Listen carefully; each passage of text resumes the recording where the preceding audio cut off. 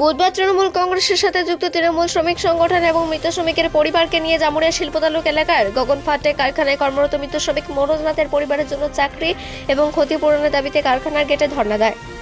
কর্তব্যরত অবস্থায় স্বাস্থ্যের অবনতি হওয়ায় 23 মে মনোজ নাথের মৃত্যু হয়। পরিবারকে 7 লক্ষ টাকা ক্ষতিপূরণ এবং একজন সদস্যের চাকরির দাবি জানানো হয় তৃণমূল কংগ্রেসের এবং তৃণমূল শ্রমিক সংগঠনের পক্ষ থেকে।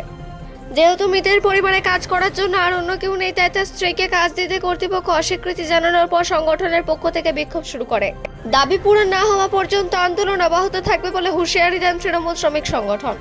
এই বিষয়ে জামুরিয়া ব্লক 2 এর তৃণমূল শ্রমিক সংগঠনের সহসভাপতি সন্দীপ সিনহা বলেন, গত 23 মে মনোজ নাথ নামে এক শ্রমিক কাজ করার সময় কারখানার ভিতর অসুস্থ হয়ে পড়লে তাকে রানীগঞ্জের একটি বেসরকারি হাসপাতালে ভর্তি করা হয় এবং সেখানে তার মৃত্যু হয়।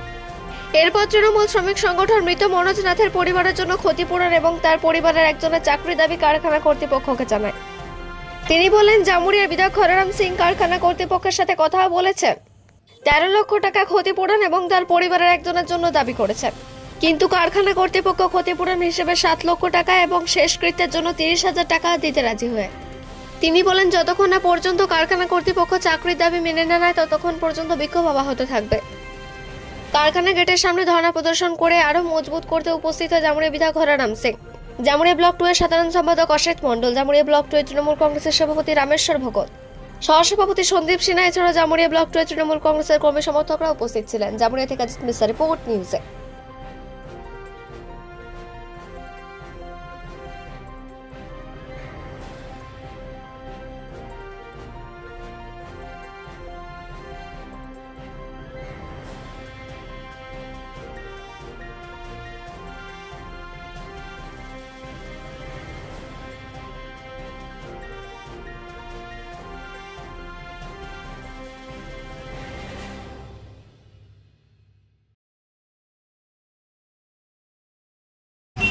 দাদা, আজ কি হয়েছে এখানে?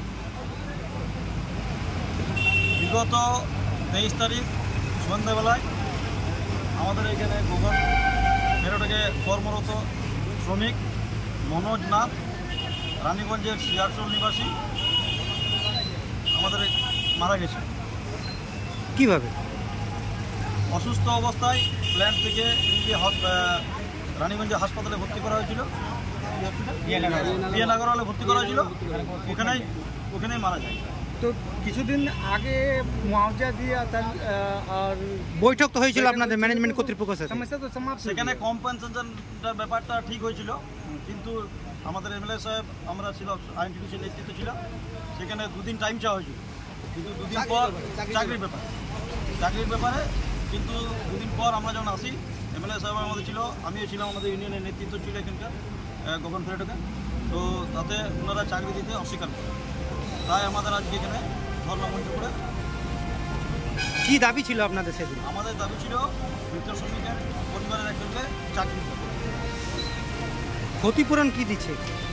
ক্ষতিপূরণ দিচ্ছে 7 লক্ষ টাকা এবং দাহ করার জন্য 30,000 টাকা। এখন ম্যানেজমেন্ট কি জানাচ্ছে? এখন ম্যানেজমেন্ট চাকরি দিতে অস্বীকার করছে, মৃত শ্রমিকের পরিবারের পাশে থাকতে চাইছে, কিন্তু আমাদের আইনটিডিসি মৃত শ্রমিকের পরিবারের পাশে আগেও ছিলাম, এখনও আছি, ভবিষ্যতেও থাকবে।